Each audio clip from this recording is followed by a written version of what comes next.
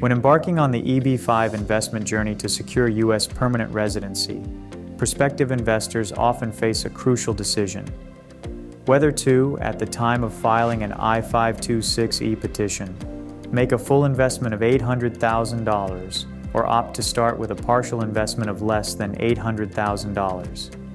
This choice carries significant implications, and understanding the pros and cons is essential. The EB-5 investment process in brief. Before diving into the partial investment option, it's crucial to grasp the basics of the EB-5 program. Investors must first select a project and then commit to the required capital investment. The minimum investment amount is $800,000 if the project falls within a targeted employment area, rural or urban region. For projects outside these areas, the minimum investment is $1,050,000. These funds are typically placed into an escrow account, safeguarding the investment prior to being deployed to the EB-5 project itself. Full versus partial EB-5 investment. In the EB-5 landscape, two primary investment structures exist: full and partial investments. Full EB-5 investment. This requires EB-5 investors to disperse the entire capital amount up front. This approach satisfies EB-5 program requirements by demonstrating that the investment is fully committed from the start. Partial EB-5 investment. Partial investments involve contributing a specific portion of the required capital, often around half, and committing to providing the remaining amount within a predefined timeframe. This option also complies with EB-5 program criteria, as it signifies that the investment is in the process of being made. Evolution of partial EB-5 investment. Historically, prior to the EB-5 Reform and Integrity Act of 2022, full payment at the time of I-526 petition submission was the norm. This was because of concerns that investors might change their minds midway through the EB-5 immigration process. However, partial investments gained traction, especially among investors filing before the June 30, 2021 deadline, which was renewed in March 2022 with RIA. This allowed them to secure a lower investment amount or protect their children from aging out.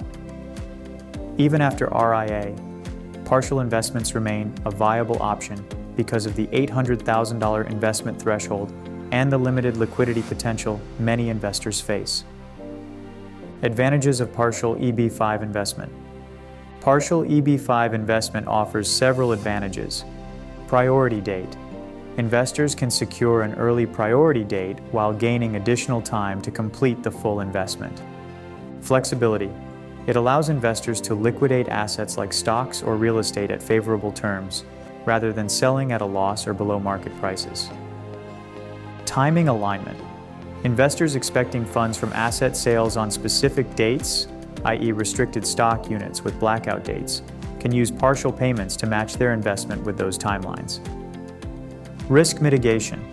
In uncertain economic climates or with volatile financial markets, partial investments provide an element of risk mitigation. Partial EB-5 investment abroad.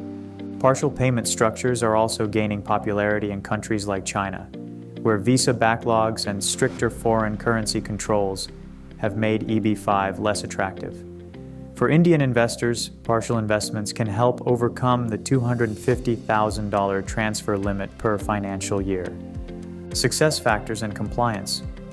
RIA mandates that investors provide documentation, proving the source of funds and the active initiation of the investment. This legal acceptance adds appeal to partial investments, although it necessitates substantial evidence of intent and commitment to the process. Evidence may include bank statements, purchase agreements, property transfers, stock transfers, loan agreements, and more. Inadequate evidence can cause USCIS requests for additional documentation. Challenges and caution. Despite the advantages, uncertainties, and risks surround partial EB-5 investments. USCIS clarity. USCIS adjudication policy on payment in installments is not entirely clear. Investors must navigate this uncertainty with due diligence. Investor support.